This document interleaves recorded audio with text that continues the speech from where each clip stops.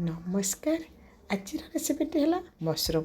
Mushroom तो आप विभिन्न प्रकार बनई खाते आज जो रेसिपीटी बनइबा जाऊँगी देखिए यहाँ बहुत टेस्टी आउ मटन स्टाइल बनई से नहीं मु पियाज अदा रसुण और टमाटर गोटे पेस्ट बनई एपटे नहीं कटा आलू जमी मटन रे कटा जाए सेमती ने गोटे डीप फ्राए करेंगे कारण यहाँ गोटे सीटी सीझा टी कष्ट हम आप सीझा आलू नौ बहुत बढ़िया।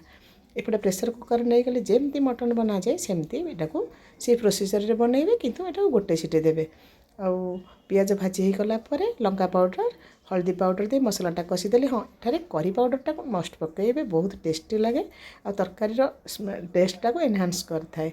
आ मशरूमटा नेली मोटे हाफ केजी मशरूम नहीं एवं कटा होता आलू ताकू दे गोटे बाउल पानी दे गोटे सीटी देवे गोटे सीटी होला पर ताकू बाहर करदेवे आ ता देहरे गरम मसला पाउडर दे सर्व करेंगे। देखिए बहुत टेस्टी। आपण मैंने जिते बड़े बनाते यही तरकारी भी निहाती बनइबे।